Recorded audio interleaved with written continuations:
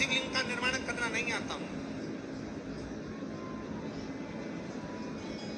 और जब भरोसे के साथ, जब विश्वास के साथ भगवान शंकर के पार्थिव शिवलिंग का पूजन करने की एक भाव हमारे भीतर प्रकट होता है, पार्थिव लिंग के निर्माण, जितनी हरतालिका तीज का पूजन करने वाली मेरी जीजियां हैं, उनसे निवेदन है, जब पार्थिव शिवलिंग आप घर में बनाएंगे हरतालिका तीज के पूजन के लिए, प्रदोष काल से आप पूजन करना प्रारंभ करते हो, दूसरे दिन तक प्रातः तक आपकी पूजन चलती रहती है ब्रह्म मुहूर्त तक। तो जब आप पूजन करने के लिए पार्थिव लिंग का निर्माण करते हैं, जिनके यहाँ पर पूजन होती है वो, तो दिल से बाबा से प्रार्थना कर कर शिवलिंग बनाइए, दिल से माता पार्वती का निर्माण करिए, दिल से आप बाबा का गणेश जी का निर्माण कर, दिल से आप उसका पूजन करिए, दिल से।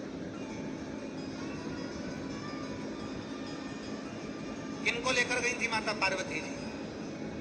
हरतालिका तीज का कथा कहती है, जब पार्वती जी अपने घर से गई थी, भगवान विष्णु के साथ देवऋषि नारद ने हिमालय राज जी को कह दिया था कि पार्वती का विवाह नारायण के साथ कर दो।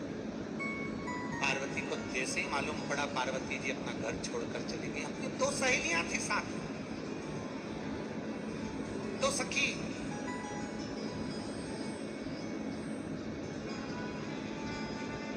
अपनी सहेलियों के साथ जा रही है माता पार्वती, अपनी सहेलियों के साथ। और माता पार्वती जी अपनी सहेलियों के साथ में जब गई, माता पार्वती जी एक वन में गुफा में प्रवेश कर गई।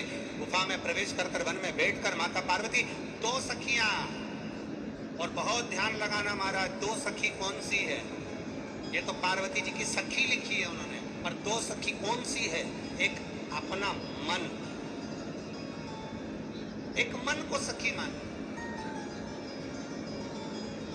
और एक अपना शरीर।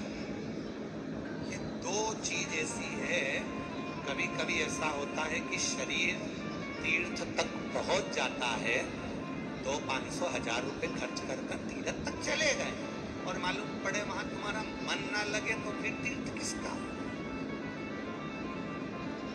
सखी तो कभी भी तीर्थ करने जाओ, गंगा नहाने जाओ, मंदिर दर्शन करने जाओ, भगवान शंकर के फुलेरे का दर्शन करने जाओ, हरतालिका का दर्शन करने जाओ, चाहे तुम भगवान शंकर में, शंकर के मंदिर में एक लोटा जल चढ़ाने जाओ, तुम्हारा दिल करे तुम मंदिर में जाओ, पर निवेदन इतना है कि उसके साथ जाना जिसका दिल शंकर में लगता है। मालूम पड़े मोटरसाइकिल पे मम्मी ने कहा कि बेटा मुझे शंकर जी के मंदिर ले चल, और मोटरसाइकिल की जो फट फट चालू हुई, उतनी देर में उसका मुंह चालू हुआ, क्या मम्मी क्या ढोंग में लगी